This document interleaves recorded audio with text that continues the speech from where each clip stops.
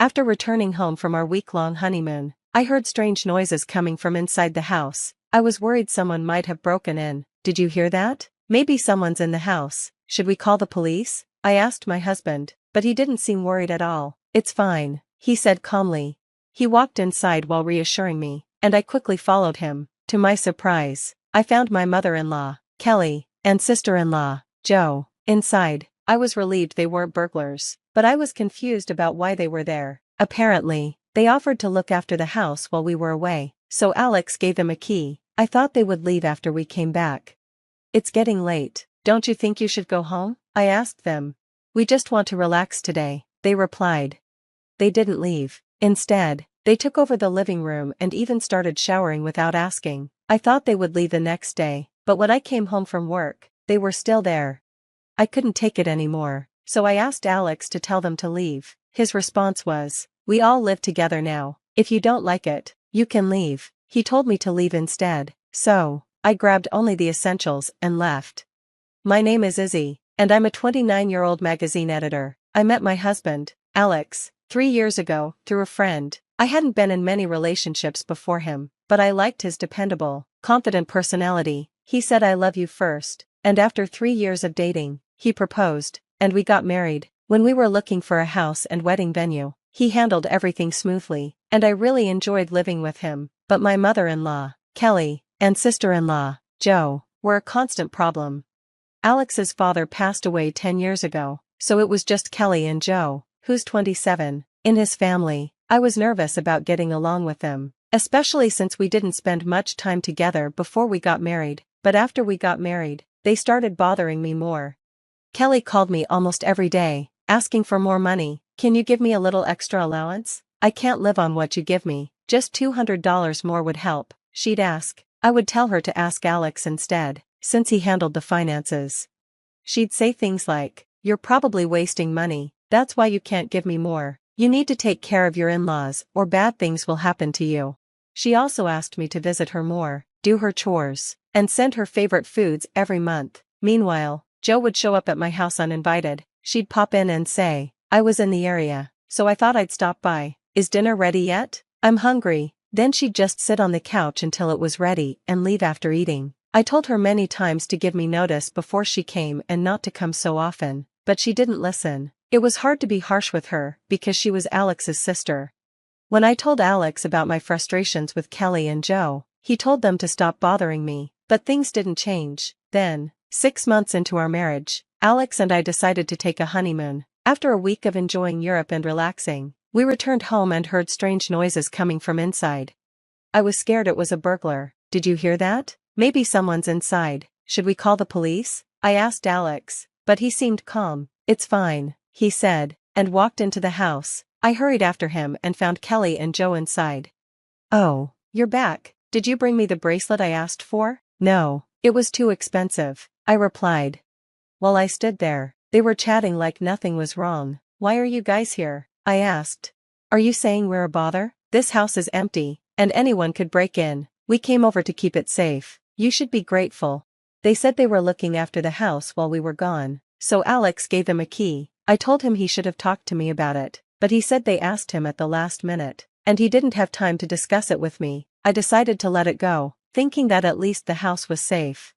However, when I looked around, I saw their things everywhere. Jo had so many clothes in the closet that the rest were piled up on the floor. The living room was a mess with clothes, bags, remote controls, and comic books thrown around. It looked like they had taken over the house.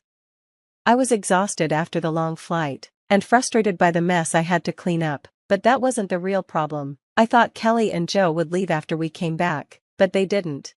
"It's getting dark. Don't you think you should go home now?" I asked them. "We just want to relax today," they answered. Not only did they not leave, but they took over the living room and even started showering without asking. They completely made themselves at home. I thought they would leave the next day, but the morning came and they were still there.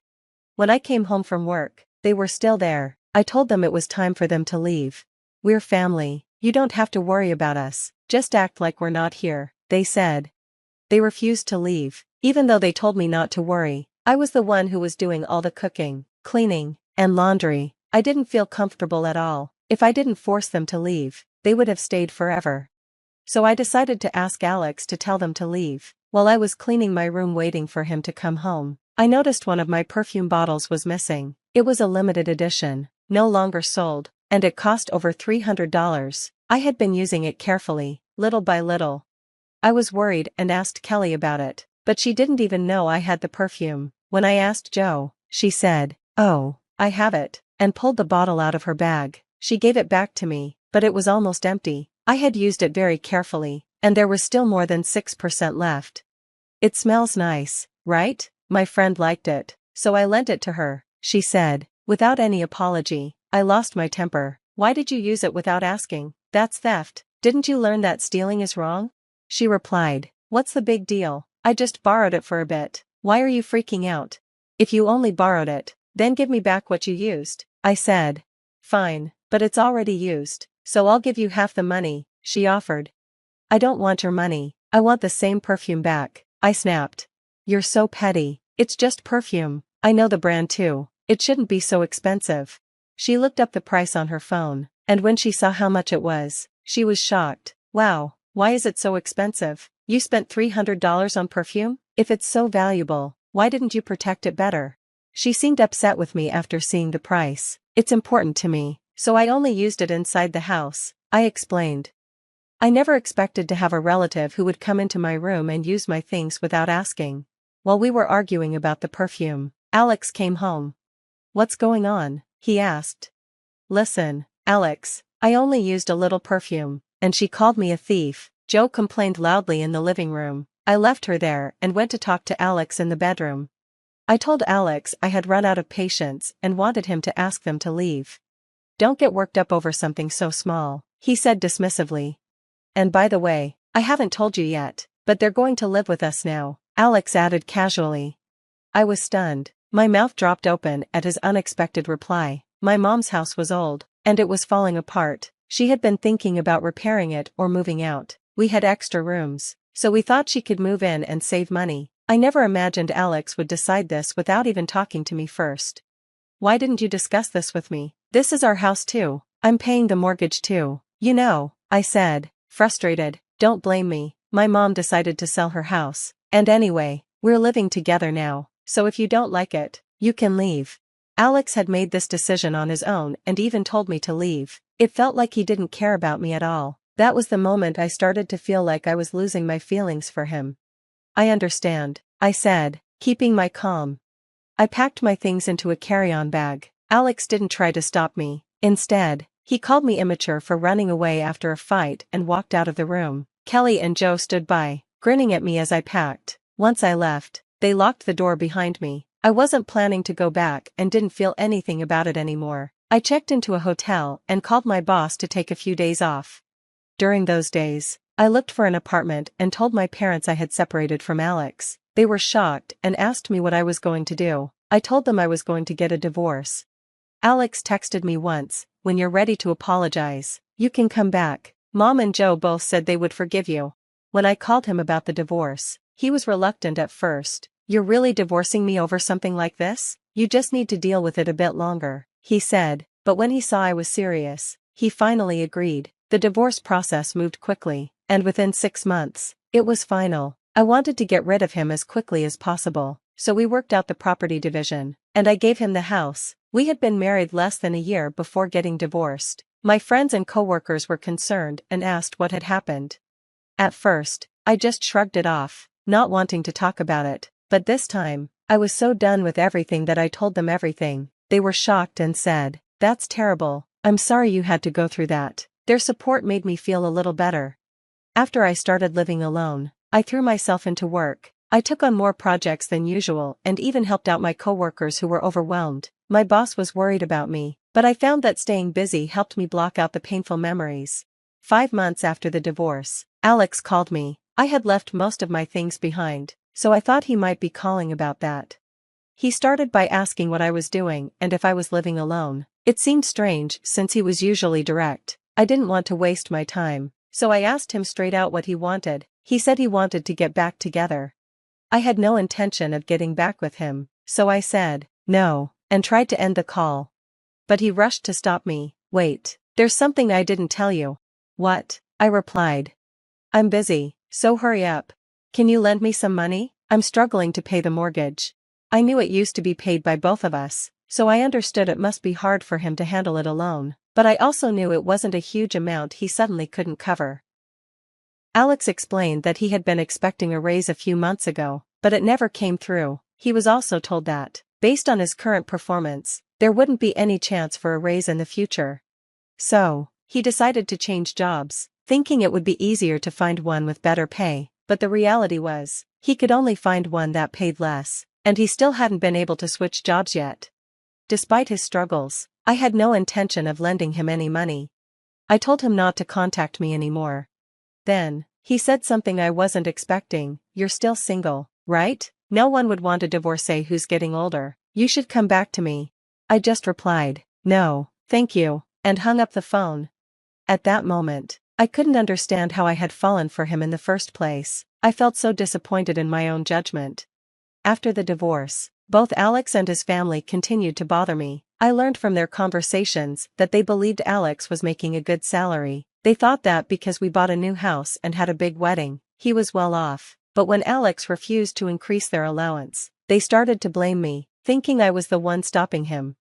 When I left, they thought they could live a more comfortable life, but Alex's salary was much less than they had imagined. When they realized that their expectations were falling apart, they started calling me in a panic. They assumed men made more money than women, but in reality, my salary was higher than Alex's. I wanted to block them all, but I was worried Alex might show up at my workplace, so I answered his calls a few times. Every time, he complained about Kelly and Joe spending too much money. He said he had run out of savings and that they had started working part-time jobs, but they were still struggling because of their spending habits. It was always about money. I decided that the next time he called, I'd tell him I didn't have any money either, hoping that would make him stop. One day, as expected, he called again, saying, I need a loan. I can't pay the mortgage this month. I answered, actually, I'm going to quit my job soon. I've spent most of my savings, so I need you to lend me some money. If you think I'm lying, you can check with someone at work. He simply said, I see, and hung up the phone. After that, he stopped calling. When I told my friend about it, she explained that Alex's situation was even worse than I knew. He had taken a lower-paying job, and most of his salary went to the mortgage.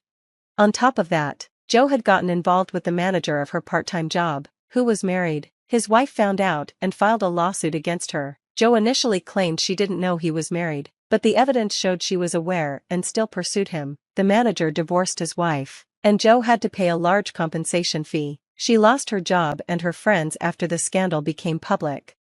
Now, Alex's family was struggling to pay the mortgage and the debt from the lawsuit. It seemed like they were living in a cycle of debt. Kelly often complained about her friends having grandchildren while her own kids were still single and poor.